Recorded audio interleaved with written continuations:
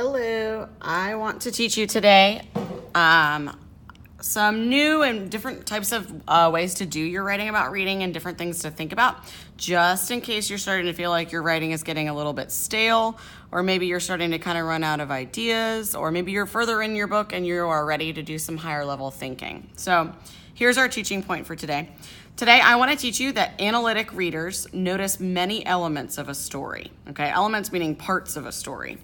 And they think about how different elements of a story connect to and influence each other.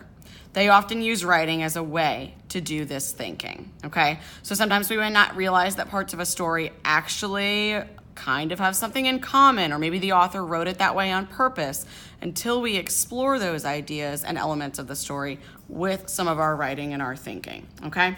So probably one of the first things that you're gonna wanna think about today is what type of connection are you gonna make and what are you gonna make it between, all right?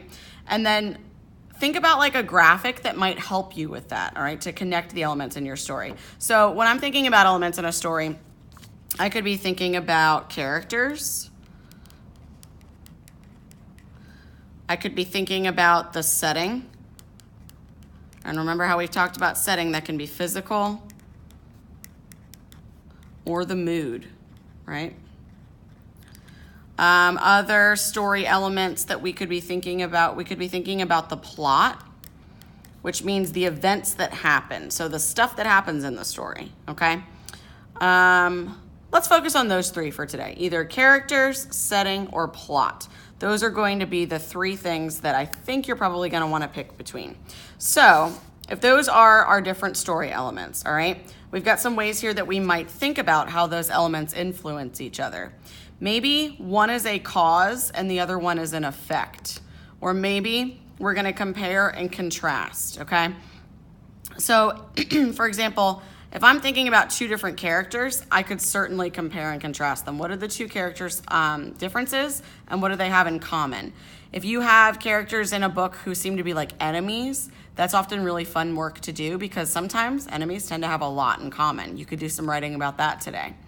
Maybe you're going to think about how the characters of your book actually are the cause of all of the events that happen, the plots, okay? Or maybe it's the setting. Like if you're reading a dystopian book, the setting might be the reason why all of the plot events happen, okay? So you can do some of that thinking today using these structures, right? Cause and effect, compare and contrast, okay?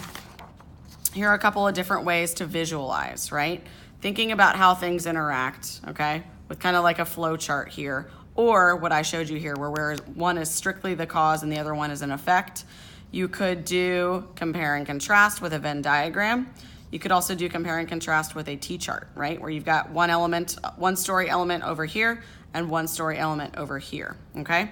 So once you've kind of decided like, all right, well, I'm gonna think about one of my characters and how that character has an impact on the setting, or I'm going to think about how the setting impacts the plot, or I'm gonna think about how my two characters are similar or different. Once you've made up your mind about which story elements you're gonna focus on, then I want you to try to explain your thinking by writing long to clarify, okay? So we did some writing along with our themes and kind of set our paper up this way, and I was thinking that might be a good way to do this as well.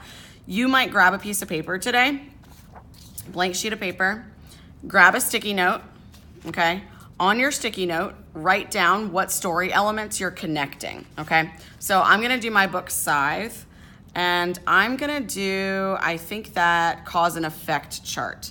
So I'm gonna draw the squares here, right, with a little tiny arrow in between, okay? You don't even really have to fully draw it if you don't want to. All right, so on one side, I'm gonna talk about how, let's see, I think that the fact that the scythes exist in the government that these people live in. So the scythes are a government. That is going to cause an effect on the character. The main character who I'm reading about right now is Citra, okay? So the fact that the scythes are a government and have kind of invaded Citra's life is gonna start to have an impact on her. So right here, I've got how my story elements connect, and then I'm gonna write long, okay? I'm gonna work my best today to fill this paper with all of my thinking, alrighty? So you're gonna wanna probably title this like writing long or deep thoughts about story elements.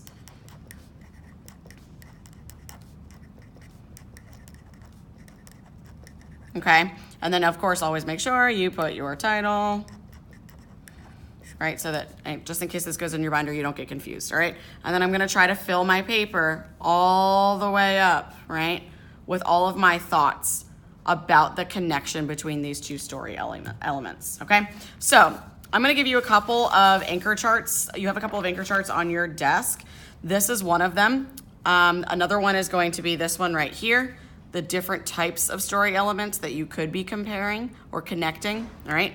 So here are a couple of ideas. To connect and analyze story elements, compare how characters respond to some event, how characters react to a setting, how a character feels or acts at different points in the plot, how the settings change at different points in the plot, or how the settings impact different parts of the plot, or how a character feels or acts in different settings. Maybe they act differently at school than they act at home, okay? But you are gonna, no matter which one of these you decide to do, no matter which of these you decide to focus on, right? And whatever you decide to do, I want you to try to set your paper up this way. So you're kind of forcing yourself to do that writing long, if I can get my paper out of the way, because writing long clarifies and really explains your thinking. This is a practice that I really want us to get into as we start heading towards writing some drafts next week for our companion novels. All right, so go ahead and get started. Remember, you're gonna spend half of your time today reading, half of your time today writing, and make sure you reference these anchor charts that are in the Smart Pals on your desks and give it a go. All right, have a great rest of your day. I will see you later today or tomorrow. Bye.